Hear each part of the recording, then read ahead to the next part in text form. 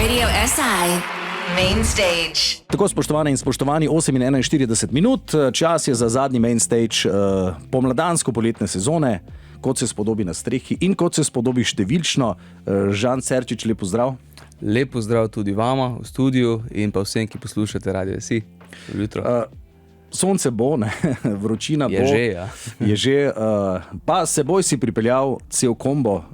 Ja, 10 nas bo Ja, torej na vašem odru. si tudi band leader, ne? V tej maniri, recimo. Ja, v tej maniri sem, ja.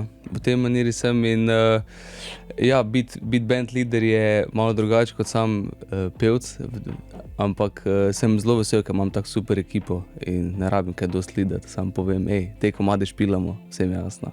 Se pravi, danes imamo opravka s profesionalci, večkrat imamo kdaj v studiu koga, ki je ljubiteljsko glasbenik, pa ima zraven tega še redno službo. Ti si se odločil, da bo glasba tvoj hobi, tvoj poklic, tvoj kruh in tako naprej. Ja, od hobija do poklica. Ne, najprej se vedno začne po moje tako, da verjame nekdo, da rad ima glasbo, pa želi to nekako deliti z svetom ali pa z nekom, ki ga to inspirira, in zelo sem vesel in hvaležen, da je to preraslo v to, da lahko od tega živim in zdaj zadnjih, 5 let živim samo od glasbe. Ja. Zraven tega ustvarjaš tudi glasbo kot producent še za druge izvajalce, tako da si tudi na drugi strani odra. Kakšna je razlika, recimo, ko ustvarjaš zase, si na odru izvajaš, ali pa si kot producentsko uho ali neka dirigentska taktirka za nekoga drugega, kot mentor, recimo, ali kakorkoli? Je podobno, je pa v bistvu na nek način drugače. V bistvu, ko delam zase, se pač vedno iz nekih svojih občutkov, iz svojih dojemanj sveta črpam, ne? Ko pa pišem in produciram za nekoga drugega, pa to ponavadi se začne s pogovorom, tako ko imamo midva, z razumevanjem človeka in z tem, da ga začutim in to, kako on gleda na svet. In potem iz tega črpam in to je ta podobnost, ampak vseeno je pa drugačna plat, ne, ki jo potem kot producent prikažeš. Ja, nekje je treba najti srednjo pot med tem, kar je, kot si dejal, začutiš mogoče pri glasbi, pa med tem, kako bi naj izdelek, ne, konec koncev je single izdelek, potem zvenel, ne? Jaz sem zelo vesel, da sem zelo mlad spoznal ljudi, ki so zelo kompetentni za to, in recimo Peter Ošla, Janez Križaj in pa nenazadnje zdaj Krešimir Tomec je nekako jaz in on sva tandem zadnja leta, ki delava zame in še za koga, in od njih sem se marsikaj naučil in tu se vidi leta in leta, 30 plus let v glasbeni industriji ti da neko to razumevanje, kako sploh spraviti izdelek do konca, ne, in kako ga iz artista potegniti tisto najboljše, kaj mogoče on niti ne zna in niti ne ve, da ima, in to v eno smiselno celoto narediti. No, potem si se ti z njimi povezal, ko si že imel sam nekaj izkušenj. In te izkušnje so prišle najprej v domači sobi, domačem studiu. Ja. Kako se je ta reč začela? Najprej je bil inštrument, potem pa programi, ali kako? Ja. Da si upal? Ali te je kdo spodbudil? Z glasbeno produkcijo, to je vprašanje. Ja. Spomnim se enega mojega, v bistvu niti ni mojega, ampak od sestre laptopa, na katerega sem si naložil program Mixcraft, in mislim, da še nisem imel 12 let takrat, in zelo je štekel računalnik, ampak na ene slušalke za 20 €, ki so imele hkrati še mikrofonček ven slušalk, sem začel snemati svoje prve demote. Na srečo je že takrat obstajal YouTube, tako da sem lahko kakšne tutoriale pogledal, kako se to dela, in sem se v bistvu instantno zaljubil v to. Takrat naprej ni bilo več igr zame. Moji v bistvu vrstniki so se dobivali na multiplayer in igrali igrice, jaz sem pa igral to igrico doma, da sem snemal. In takrat sem tudi prvič ugotovil, kako za nič v bistvu zvenim. Zato, ker ko se prvič poslušaš in slišiš svoj glas, vidiš, kako to zveni. In pol tu naprej lahko štartaš komaj. Da je potrebno nekaj vaje, ne? Ja. Seveda, najprej je potrebno se odločiti, da se je potrebno izboljšati, ko spoznaš, da morda nisi že rojen. Nekateri so, ampak večina ljudi pač je potrebno nekaj delati na sebi, ne? Na svojih talentih, tudi če jih imaš. Vsak, jaz mislim, da vsak mora delati ogromno, tudi če imaš talent. Tudi če pravijo, da ga imajo, ne? Ja. Pa sej talent je predispozicija, ne? Predispozicija talent, ni nuja niti, konec koncev. Sigurno te lahko kam pripelje talent, ampak trdo delo in pa predvsem ena stvar in to je volja. Ne. Volja je nekaj, kar je ena nepojasnljiva sila po moje, zaradi tega, ker sploh v glasbeni industriji, ki je polna enih frustracij, ki jih doživlja človek, zato ker toliko sebe daš na plan in potem nekdo recimo reče, pa kaj je to je kar nekaj. Ne? In da te to ne zlomi na tej poti, ne, je to je potrebna volja in nič drugega. Zato ker nič ni smiselno, ko ne vem, vse zgodi in meni in mogoče mojim kolegom glasbenikom, ki so že 20-30 let na sceni, pa so zdaj zelo uspešni glasbeniki, na neki točki je kazalo, da bi bilo boljše, če bi se začeli ukvarjati s čim drugim. Ampak so rekli, ne, ustrajal bom. Ne. Ja, potrebno je bilo ustrajati, ampak kot si dejal, ne, glasba je tudi osebno izpovedna umetnost, ti daš iz sebe nekaj, nekje drugje se moraš potem spet napolniti. Ne? Ja. Pa vsem, kaj si dejal, bi jaz mogoče dodal še disciplina. Ne? Disciplina je tudi pomembna. Ja, disciplina pisanja, disciplina ustvarjanja in disciplina, da se usedeš tudi takrat, ko mogoče nimaš glih inspiracije in vsakemu se zgodi ta nek writer's block, kot temu rečemo. Ne? Ampak da si tam, da si v studiu, da si na vajah in da ustvarjaš je nekaj, kar te lahko na dolgi rok pač pripelje nekam. Kaj pa samo zdaj, ko je široki pasovni internet, pa Slovenija tudi z avtocestami povezana, koliko je geografska lokacija pomembna za ustvarjanje glasbe, recimo? Da je pomembno, z katerega dela v Sloveniji si, ali moraš biti v Ljubljani ali ne, ali kako?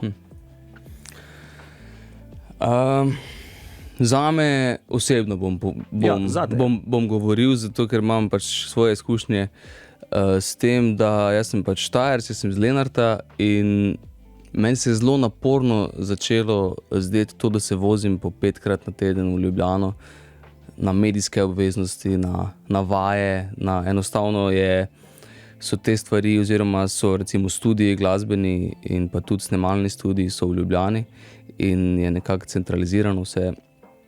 Da ko sem se preselil, sem videl, da sem šele zares lahko zadihal in začel zelo ta svoj potencial še bolj izkoriščati, ne? Ker ni ta energija uhajala za recimo vožnjo. Ne? Zdaj pa, da je pa to pogoj, pa mislim, da ne. Se imamo kupeni glasbenikov, ki so tudi tu, ne? Imamo MK, imamo Leopold I in tak naprej. Tako da se da, ne? Če najdeš neko svojo pleme, ne? Neko svojo sredino. Ne? Dobro, dajmo malce glasbeno prekiniti. Tvoja prva glasbena želja, Luis Miguel? Luis Miguel, ja. Luis Miguel je v bistvu zanimiva zgodba od njega. Sem gledal dokumentarec njegov in me je čist sezul, kakšno zgodbo ima. Močno, ker je že njegov oče glasbenik, se lahko tudi jaz poistovetil s tem, ampak skozi njegove v bistvu stopnje življenja, skozi kjer je šel, ker je zelo mlad začel pri 15, sem videl, kakšen umetnik je postal in eden izmed najboljših albumov meni je ta Romances, na katerem je tudi ta pesem Sabora mi. No, potem pa prisluhnimo.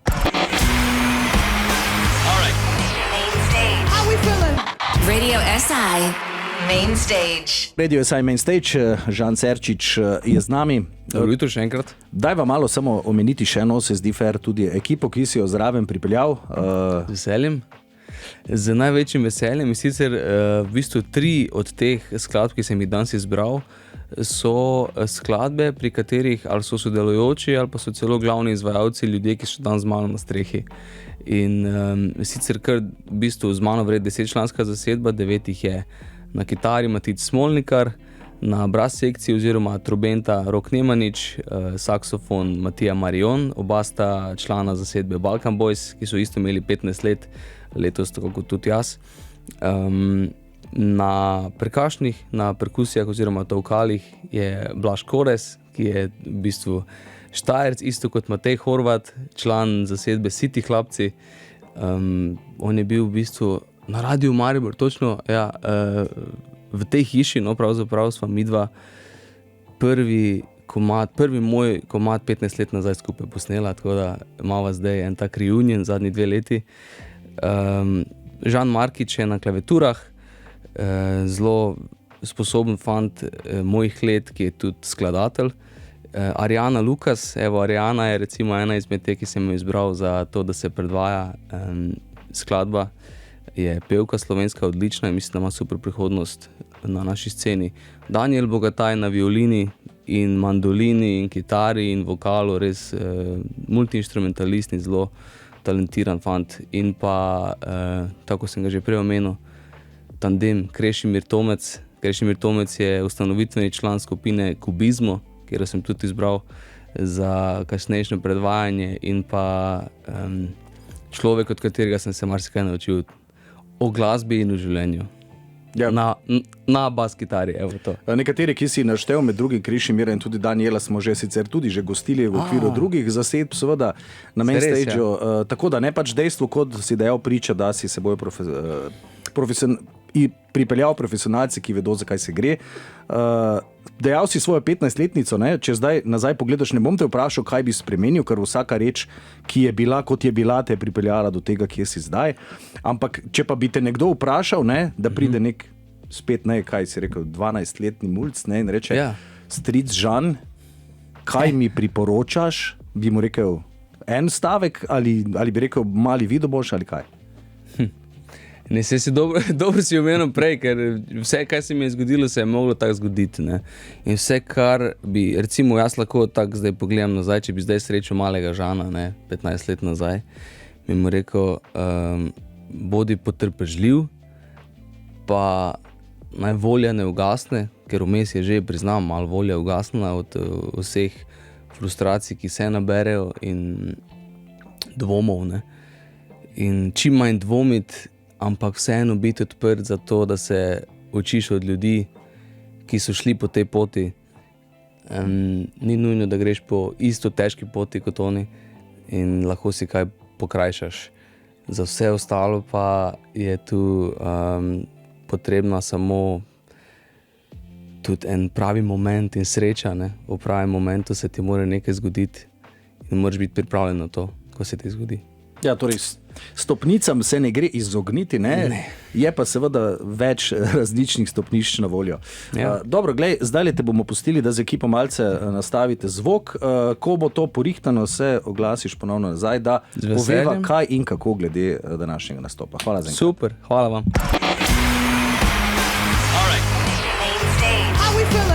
Radio SI Main Stage. Tako Radio SI Main Stage, Žan Serčič, ogret dobesedno, ne? Pregret pred špilom. Časa nimamo več veliko, ampak bova pa seveda povedala. Kaj bo danes zaslišati in zakaj ravno to recimo? 6 izbranih pesmi, nekaj starih in nekaj novih iz prihajajočega albuma in v bistvu so to pesmi nekako, ki so zdaj zaznamovale zadnji 2-3 leta in s to zasedbo, ki zdaj igramo, v bistvu je bolj ali manj to sveža zasedba letošnja in smo nekako izbrali pesmi, kjer bom rekel, da se pokaže nek ta naš nov zvok. Sami člani benda so iz večjih koncev Slovenije. Imate kakšno centralno lokacijo za vaje, vsak doma potem vadi pa pred špilom skupaj ali kako? Ja, v Ljubljani, v znani vadnici, v delu mesta Ljubljana, ki se imenuje Detroit po naše. Tako da tam so v bistvu skoraj vsi bendi slovenski locirani, da vadijo. No. Tako da lahko reč zaživi brez nekih izgovorov ali ne vem, prometnih zastoj in ostalih reči.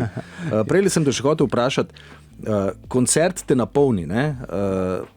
Potem prideš domov in je potrebno izklopiti. Ne? Kako izklopiš glavo? To je recimo tako eno vprašanje za glasbenika. Kako izklopiš glavo, da rečeš, ok, zdaj pa grem počivati? Ne? Zanimivo vprašanje, ne? Ker mogoče se večina ne sprašuje o tem, kako je to za nas glasbenike, ki ljubimo to, kaj delamo in smo na odru in tam doživljamo največji high, ne, možen in imamo in serotonin in dopamin in adrenalin na višku in to ne spusti še par ur po koncertu. In ja, ponavadi, ko so koncerti, zaspim, ne vem, ob 4 zjutraj, prej ne. In nimam zaenkrat težav s tem, da se ne bi mogel umiriti, no. Ampak dobro, ne? Naslednji dan je pa tist maček po koncertu, ne? Čeprav ni dobesedno zaradi substanc, ampak vendarle nek pogled nazaj. Ja. Si velikokrat samokritičen glede na prejšnji koncert, kako je bilo, ali si ponavadi zadovoljen? Rečeš, ok, vse smo naredili in ja. Zelo težko sem zadovoljen, ampak sem ponavadi, oziroma vsej zdaj že zadnja leta, no, zelo ponosen na vsak koncert, ko ga pogledam nazaj, ponosen na mojo ekipo in vesel in hvaležen za to, kaj dobim od moje publike. Ne. Ampak ja, ta zadovoljstvo, to je neka mogoče momentalna stvar, ki pa potem mine in potem v naslednjem trenutku ali pa naslednji dan, tako kot sva zdaj govorila, že gledaš, kaj bi lahko še boljš, kaj bi lahko še dal naslednjič publiki, da bi bilo še boljš. Ne. In to je neka ta samokritičnost, samodisciplina, konec koncev tudi. Ne. In da gre reč naprej, da se vrti in pride nazaj. Dobro, zdaj se greš finalno pripraviti, koncert se prične malce čez 10 in 15, tako da ostanete. Hvala za obisk, dober špil želim. Ja, hvala vam, hvala vama za pogovor in veselim se tega špila na strehi. Hvala za povabilo. Vabim tudi vse poslušalce, ki bi si želeli več kot sam teh par skladb slišati, da prijete na našo turnejo 15 let navdiha, kjer ima vrhunec v Križankah 26. septembra. Smo pa v Račah tudi, tako da smo zelo blizu tukaj Štajerske. No. In ja, evo, se poslušamo kmalu.